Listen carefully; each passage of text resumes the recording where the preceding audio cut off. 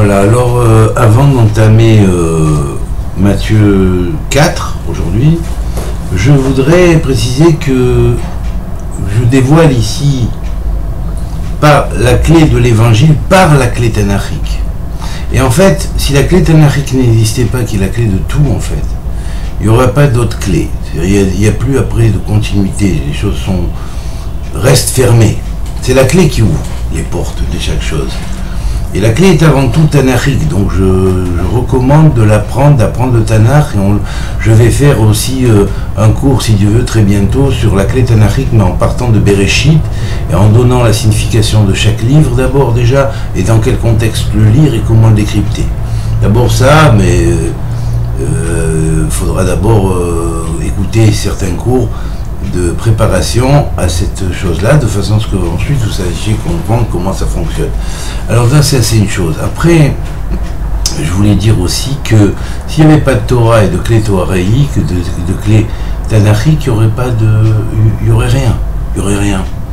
Mais absolument rien. Il n'y aurait ni Tao, ni Zen, ni bouddhisme, ni hindouisme, ni chinaïsme, ni shintoïsme, ni taoïsme, ni yiking, ni celtisme.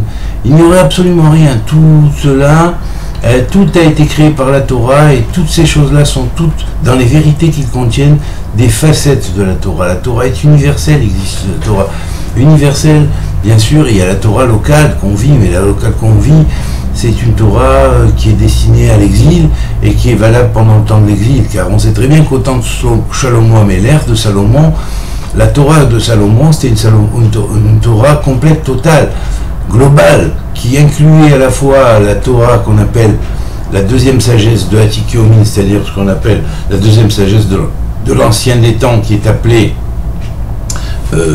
Torah Tatikun, la loi du Tikkun, comment réparer les mondes.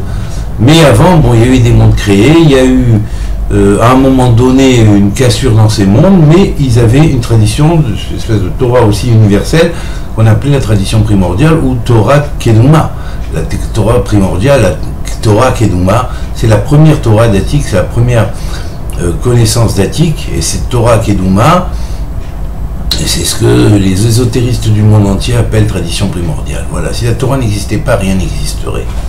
Ni génétique, parce qu'il n'y aurait pas de code génétique, ni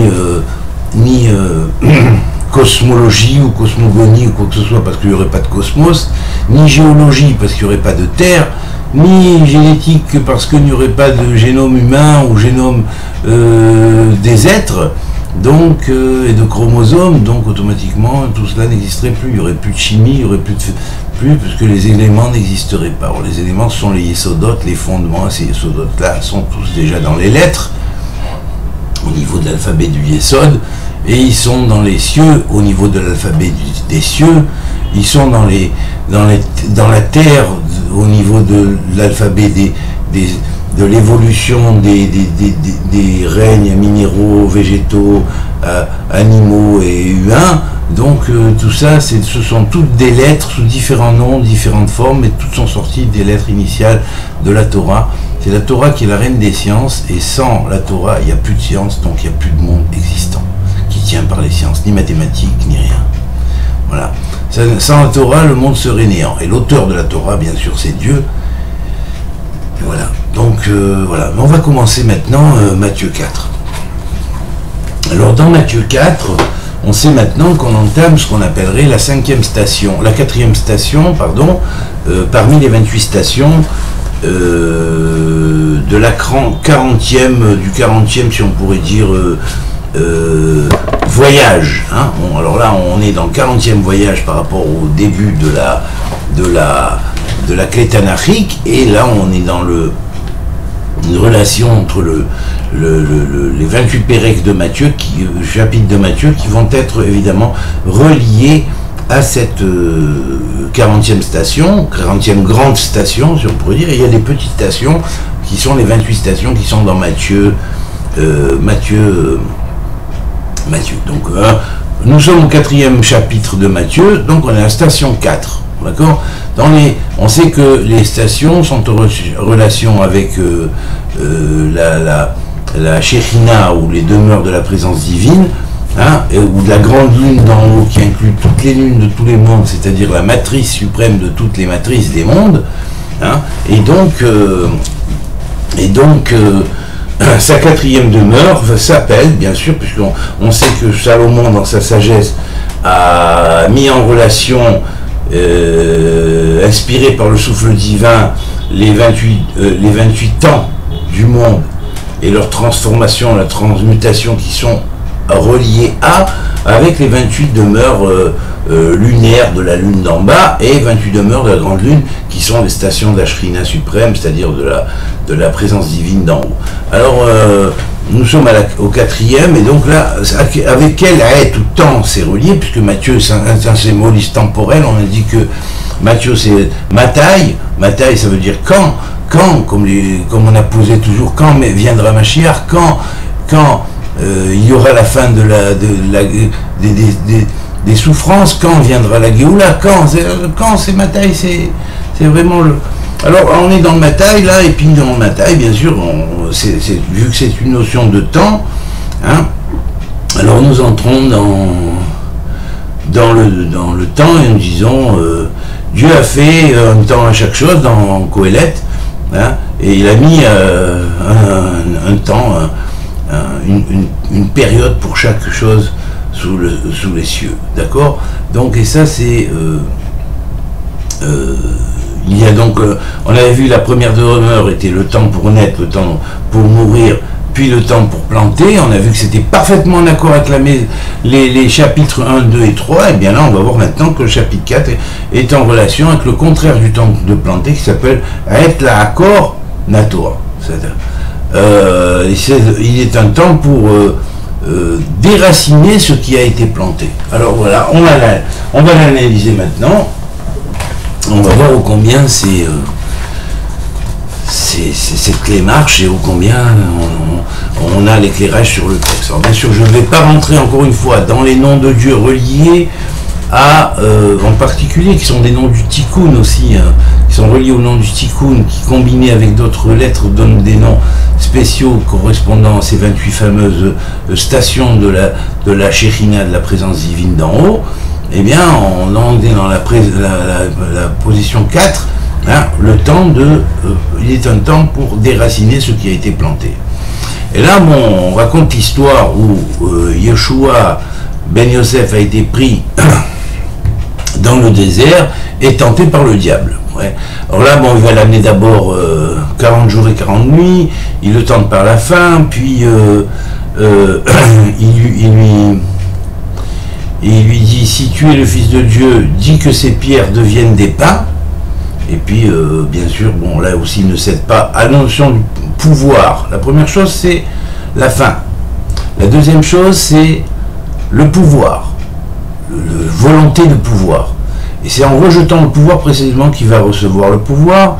Et il est écrit, l'homme dit seulement, il est écrit, l'homme ne vit pas seulement par le pain, mais de la parole qui sort de la bouche de Dieu. Alors on prouve effectivement ce que j'avais expliqué lors du troisième chapitre, c'est qu'en fait la maison du pain représente la maison de l'éternité, et l'éternité bien évidemment c'est la parole, donc la parole de Dieu, puisque la parole de Dieu c'est la Torah qui est l'éternité, qui est le Torah Hachem, et 3 fois Hachem est égal au pain.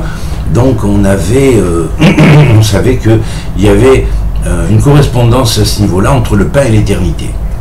Donc ici, cette proposition du diable de transformer les pierres en pain, ça veut dire c'est en fait tromper. C'est viens, trompe par la magie. Et non, on ne va pas tromper par la magie. Puis le diable l'emmène dans la ville sainte, et il le place au sommet du temple. Et il dit, si tu es le Fils de Dieu, jette-toi, car tu sais que il y aura des anges qui vont venir t'attraper pour pas que tu tombes. Hein. Encore, maintenant, c'est la tentative de pousser finalement au suicide, parce que c'est grave. Et on n'a pas le droit de tenter Dieu en lui disant, voilà, soit tu me sauves, soit, tant pis, je m'en vais. Là, c'est du suicide. On n'a pas le droit de faire ce suicide. Alors, il remet là aussi encore le point sur le i. Et enfin, il l'emmène sur une montagne très élevée, où il voit les autres royaumes du monde avec leur gloire, et il dit, je te donnerai tout ça, si tu tombes à mes pieds, ainsi de suite, tu te prosternes devant moi. Et là, non, il lui dit, va des rétro Satanas, va-t'en Satan, tu adoreras l'Éternel ton Dieu, et tu ne serviras à lui que seul, ça c'est la seule chose qu'il dit. Et là, on voit bien qu'il ne se prend pas pour Dieu. Il n'y a pas d'histoire de Père, de Fils, de Saint-Esprit, dans le sens où on l'a amené dans le christianisme. Il ne se prend pas pour Dieu, il n'a jamais dit que c'était Dieu, fils de Dieu, on est tous fils de Dieu, et comme j'avais expliqué dans mes cours sur le Bahir, parmi les gradations des fils de Dieu, il y a effectivement le fils aîné de Dieu, le Messie est appelé fils de Dieu, fils aîné de Dieu. Alors il y a un point dans l'âme de Yeshua ben Yosef qui est lié à cela, donc automatiquement il est lié à la notion de fils aîné. Mais tous les fils de Dieu, les fils de la lumière, les anges d'en haut, les plus grands anges et les plus grands archanges, tous ploient le genou devant Dieu. Le fait de ployer le genou, c'est être comment dire, sacralisé par le roi chevalier de la lumière. Et évidemment, le plus haut des chevaliers de la lumière donne l'exemple en ployant le genou devant le Créateur. Et là, on voit au travers du texte qu'effectivement, il dit ça et il le montre à Satan lui-même. Et donc ici, ensuite, le diable le laisse. Voici, il y a des anges qui s'approchent de lui, et puis ils vont le mener. Ils font part de l'arrestation de Jean et de Yohanan, de Rabbi Yohanan, et puis ensuite, il quitte Nazareth il vient demeurer à Capernaum au bord de la mer, et qui est le territoire de Zabulon Naphtali. Là aussi, on a vu que ça correspondait à la réalisation d'un verset qui était marqué avec les tribus de Zébulon et de Naphtali. Puis ensuite,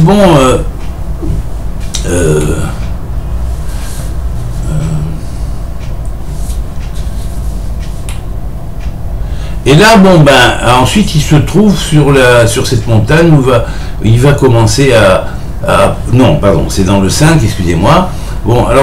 Ensuite, assis dans les ténèbres, il voit pardon. Oui, alors, pardon, c'est ça que je voulais dire, voilà. Donc, quel est le rapport maintenant entre cette notion de Retla Akor Natoa, c'est-à-dire il est temps de déraciner, pour déraciner ce qui a été planté. Eh bien, dans quoi nous trouvons la chose dans ce chapitre? En quoi? Et je vais vous dire, dans le Tikkun, il y a un nom, parmi les 42 lettres du nom du Tikkun, on a vu qu'il y avait 42 générations qui ont été énumérées au début, dans le chapitre 1, et vous voyez, il y a un nom qui est le deuxième ici, vous voyez, celui-ci, Kara Satan, vous voyez, Kara Satan, ça veut dire déraciner le diable. Et là, le terme qui est employé dans Kohelet, c'est l'ikloa. C'est-à-dire, c'est en fait de déraciner ce qui a été planté. Vous voyez? Et déchirer ce qui a été planté, là-bas, c'est le nom de Dieu qui déchire le diable. Et là, on voit qu'effectivement, les deux concordent, parce que la Akor et Kara sont les mêmes lettres, vous voyez. Kara, Satan, veut dire déchirer le diable. La Akor, ça vient de Akar, et ça veut dire aussi Ikar, fondement, mais oui, fondement, enfin, et puis la Akor, qui veut dire déraciner. Mais le terme Akar, ça veut dire aussi à la fois une femme qui ne produit pas, Akara, c'est la femme qui ne produit pas d'enfants. Vous voyez? Mais la Akor, c'est aussi déraciner, enlever la racine. Alors, effectivement, ce sont les mêmes lettres que Kara. Parce que le diable va se proposer précisément de s'attaquer au Ikar, c'est-à-dire à la chose fondamentale. Et là, c'est en faisant cette chose-là, c'est précisément en repoussant l'attaque diabolique sur le Ikar, c'est-à-dire sur les fondements de la foi qui sont les bases par lesquelles l'homme peut évoluer, hein, et pas se faire piéger, hein. Par exemple le piège du pouvoir qui a été proposé, ou le piège de la transformation des pierres en pain, ou parmi les pièges qui ont été proposés là-bas, hein, les 3-4 pièges qui ont été proposés, eh bien évidemment on voit que ce sont des points, ces choses qui sont racines, qui sont quelque part, qui sont oui, racines, fondements. Et bien là, justement, dans le terme, il est un temps pour déraciner ce qui a été planté, c'est-à-dire les racines ont été déracinées quelque part. Alors maintenant, il faut déraciner les racines qui ont été déracinées, et il faut mettre à la place les bonnes racines. Et là, c'est en mettant les bonnes racines, on va voir que dans ce chapitre-là, les bonnes racines vont être ensuite implantées, et que le travail que l'homme fait sur lui-même en imitant la voie qui nous est donnée ici pour cultiver le microcosme humain et le développer, hein, puisque c'est le but, puisqu'on avait vu que je vous avais expliqué déjà que la clé tanachique était finalement, c'est une clé cosmique. On comprend que dalle, on comprend rien. On croit comprendre, mais bon, on comprend des bribes. D'ailleurs, de toute façon, tous les grands l'ont dit, Rabbi Shimon Bar Yochai l'a dit, dans le Zohar et tout. Donc, on croit qu'on comprend, mais on ne comprend pas. Et puis, à partir du moment où la clé tanachique a disparu depuis Daniel, on est moins apte à comprendre que les ancêtres qui étaient avant, qui eux, voyaient clairement les choses, beaucoup plus clairement les choses, pour les initiés en tout cas, ou pour les prophètes et ceux qui étaient saints et kadoshim. Donc, il y avait bien évidemment cette connaissance-là, mais qui est une connaissance finalement allégorique et ésotérique à un niveau macrocosmique. C'est sûr que ça nous concerne aussi au niveau individuel, mais c'est plus difficilement réalisable à un niveau individuel. Alors que là, bon, on donne un code en parlant vraiment langage humain et en donnant les clés, qui certes, ça a une portée ésotérique, mais effectivement, enfin, c'est pour le développement. C'est plus particulièrement pour le développement de l'individu et de l'être humain que pour d'autres choses. Tandis que le Tanakh, lui, est à un niveau plus haut, hein, puisque sa clé, lui, qu'il donne, c'est pas seulement le développement individuel auquel quelques-uns arrive après y avoir longtemps inspiré, mais c'est en même temps aussi la clé du cosmos et de l'univers. Là non, on s'attache uniquement à l'être humain et son développement en tant que microcosme. Comment devenir le bon socle, hein, comment faire attention, comment rester dans l'éveil, comment faire attention aux pièges, c'est ça que ça vient nous enseigner. Alors en fait, voilà, donc alors l'histoire ensuite que le verset va se terminer en racontant la pêche des poissons, hein, avec Jacques, fils de Zébédée, et son frère qui était sur une barque et qui jetaient leur filet, et puis ensuite il leur a pris, il leur dit, vous venez, je vais faire de vous des pêcheurs d'hommes, d'âmes d'hommes. Alors en fait, voilà. Alors bon, c'est aussi une des raisons pour lesquelles dans la tradition, on savait aussi, on disait les poissons sont des tzadikim. Il y a des neshamot de tzadikim dans les poissons. C'est pas des neshamot, c'est des neshamot qui sont effectivement dans les poissons, qui sont des idées justes que Dieu a intégrées dans la création et qui permettent à l'être humain de recevoir, on pourrait dire, des idées justes. S'il intègre le poisson correctement, il mange le poisson en même temps, il fait la bénédiction dessus, et bien le pouvoir du poisson, par son phosphore, c'est permettre d'apporter à l'individu, de donner un récipient à une idée de la création qui a été et qui est enfouie à l'intérieur de chaque poisson. Voilà. En fait, les poissons, c'est des idées qui circulent dans l'eau de la vie, de la base de la vie. c'est des idées de la création qui circulent un peu partout. Hein. On peut manger un poisson et puis être éclairé sur une idée extraordinaire qui est sur un point cosmologique, sur un point cosmogonique, sur un point génétique ou sur quelque chose, peu importe. Mais en tout cas, les poissons, ce sont des idées. Et c'était déjà aussi une des raisons pour lesquelles dans l'évangile de la paix, Yoshua ben Yosef propose d'arrêter de manger de la viande et dire que bon, la viande est un danger, et enfin manger de la viande c'est manger du mort. Le poisson vivant dans un élément qui n'est pas l'élément dans lequel l'homme peut vivre, bien sûr, à moins qu'il ait un scaphandre ou quoi, mais ben, sinon il ne peut pas vivre sous l'eau. Donc en fait, le poisson est permis parce qu'il fait partie de notre monde pour nous. Donc c'est permis. Mais il n'autorise pas la viande, il dit que la viande c'est dangereux parce que finalement c'est manger du mort et puis l'animal est aussi le frère biologique de l'homme. Bon, même si bon, l'homme a l'âme en plus, une âme plus développée, mais malgré tout, c'est pas très conseillé. On sait que quand la Torah a été donnée au Sinaï, effectivement Dieu n'aurait pas... ils n'ont pas mangé de viande jusqu'à la réception de la Torah. C'est que après, quand la faute du Vaudor a été faite, que Dieu a permis à la fois de manger de la viande et les sacrifices et tout ce qui s'en est suivi par la suite dans la construction du Mishkan physique et du temple. Autrement, s'il n'y avait pas eu la faute du Vaudor, qui symbolise bien ce qu'il symbolise, c'est un animal, bien sûr, symboliquement, je veux dire, bon, dans la forme qui est relatée, eh bien, en fait, c'est aussi tomber dans la faute de manger de la viande.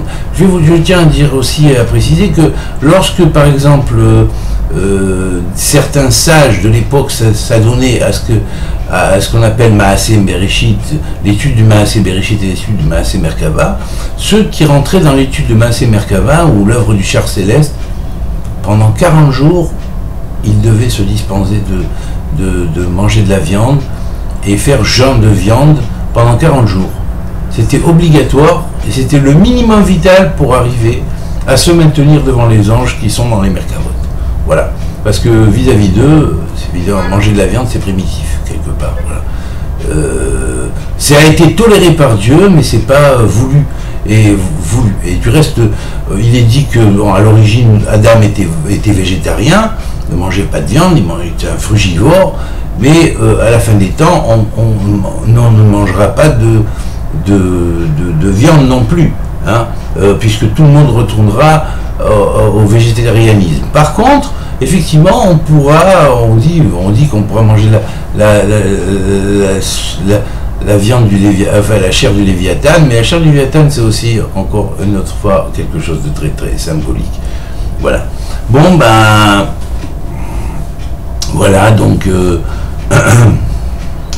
alors évidemment, je terminerai en disant que simplement que par exemple, quand dans ce 4e chapitre où on va faire ressortir la notion de l'accord, ce qui a été natou, c'est-à-dire natoua, ce qui a été de déraciner ce qui a été enraciné, eh bien, les mauvais instincts qui ont déjà été touchés, les mauvaises racines, il faut les déraciner pour mettre des bonnes racines. Et ça, c'est la conquête de son autonomie, de son individualité cosmique, et par le fait qu'en voulant être le serviteur de Dieu uniquement, et pas son opposé, mais le tentateur, du tentateur, qui lui propose une voie vaine pour acquérir des pouvoirs vains et qui n'ont aucune valeur dans l'éternité. Voilà. Donc, le vrai pouvoir vient de Dieu, et il le donne si vraiment on en est désintéressé, qu'on ne le veut pas et qu'à la rigueur même on le répudie. Voilà. Donc ça c'est la clé. Maintenant, évidemment, dans cette relation, dans ce récit qui relate à partir de 20-21 et jusqu'à la fin 25e verset, évidemment 25 versets, encore une fois c'est clair et net, ça veut dire en fait enfants d'Israël, unissez-vous, parce que c'est la base pour laquelle vous aurez la force et vous pourrez vaincre et congédier les forces diaboliques aussi, quelque part. Voilà. Donc l'unité d'Israël, le Shema Israël Hashem Elokeinu Hashem Echad, il est signifié ici déjà par les 25 versets qu'il y a dans ce 4e chapitre. Donc comment déraciner les mauvaises racines ou les racines qui ont été en satanisé quelque part. Comment les déraciner? Par l'unité, en s'unifiant, en s'apprenant les uns des autres, en se connectant, pas en se rejetant. C'est comme ça que, par cette unité-là, que effectivement la force diabolique va perdre de pouvoir et va être congédiée. Après, bon, bien sûr, on va passer au chapitre 5, hein, après nous avoir expliqué que finalement, bon, la pêche des poissons, ça va être tout ce qui va se passer en tant que symboliquement c'est pêche des âmes humaines, c'est pendant les 2000 ans de l'ère 2000 et quelques années, de l'ère des poissons, hein. Et bon, effectivement, là on va voir que effectivement dans l'histoire ça s'est réalisé, quoi. L'écuménisme du christianisme ou du catholicisme a poussé à aller, voilà, pêcher des âmes. Bon, c'est vrai. Mais il y a 2000 ans de temps messianique, dit la Torah, et effectivement, bon, si ça a commencé le début des 2000 ans à cette période-là, ça se finira avec un rétablissement de la vérité à la fin des 2000 ans, voilà. Donc, bon, jusqu'à 2033, on espère que ce sera officiel dans le monde tout entier, bien sûr. Alors voilà, bon, ici, c'est un rappel à se rappeler, à s'unir. Et quand on dit Shema Israël, écoute Israël, l'éternel est notre Dieu, l'éternel est un, eh bien oui, en fait c'est ça. Rappelez-vous de ça, c'est une formule secrète extraordinaire, c'est le plus grand mantra du monde. Et puis derrière cette formule-là, il y a, n'oubliez pas, la notion de rendre affectif à l'instant même ce qui est dit. Ça, je vous ramène au premier chapitre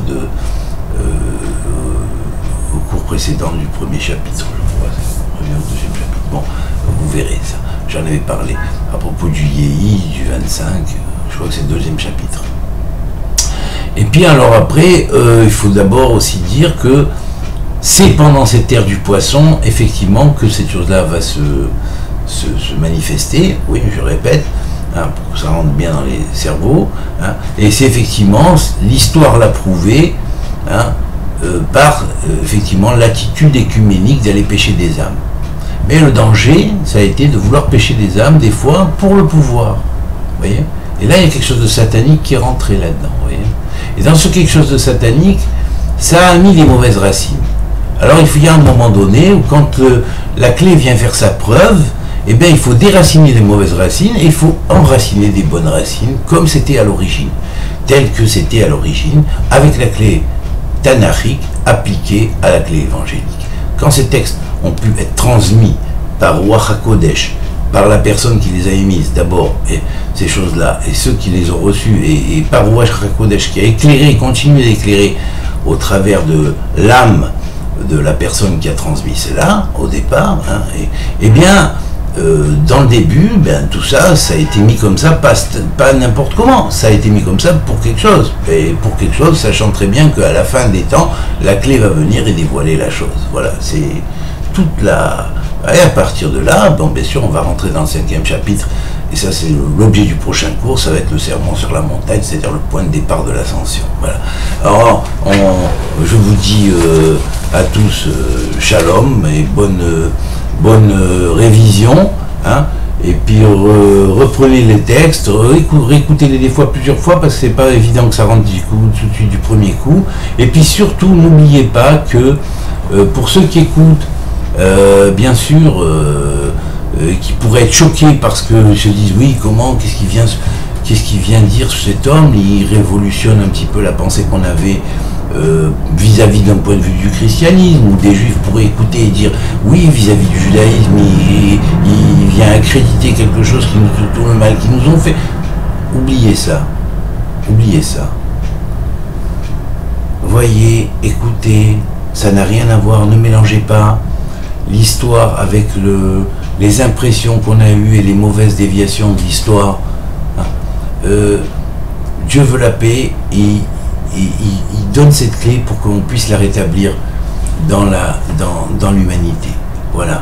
Alors avant de condamner, réfléchissez un petit peu, et puis surtout pour bien comprendre et mieux comprendre les motivations de ce qui m'a poussé à commencer à dévoiler cette interprétation au travers de la clé, c'est avant tout et surtout, je l'ai fait dans mon introduction, surtout les deux premiers exposés, qui ne traitaient pas encore sur Matthieu, mais qui traitaient de la clé tanachique et sa continuité dans la clé évangélique, et en plus la clé tanachique évangélique et coranique. Et donc ça c'est à venir, mais on va plus tard se pencher là-dessus aussi. Voilà. Donc que Dieu nous aide tous et que nous aide à devenir hommes de bonne volonté et surtout à s'entraider, s'entraimer et apprendre les uns des autres. Il n'y a que comme ça qu'on va progresser, qu'on deviendra des êtres humains véritablement humains, et que les anges nous regarderont aussi comme des lumières sur terre et pas comme des points sombres. Voilà. Voilà. Parce que les anges, ils nous voient comme des étoiles à partir du moment où on brillait. Pour briller d'en haut, vu d'en haut, il faut commencer à développer la force d'amour de l'humanité, et l'humanité sans condition, c'est-à-dire pas j'aime tout le monde sauf cela, j'aime tout le monde sauf cela, j'aime tout le monde, sauf les méchants, oui, les vrais méchants. Mais les méchants, on va essayer de les convaincre, s'ils veulent être convaincus, tant mieux, s'ils ne veulent pas, ils se débrouilleront avec Dieu et avec ce que Dieu décidera de faire par l'intermédiaire de ces gens et peut-être par l'intermédiaire d'êtres humains. Voilà. Voilà, bon, alors shalom à tous et que Dieu vous bénisse.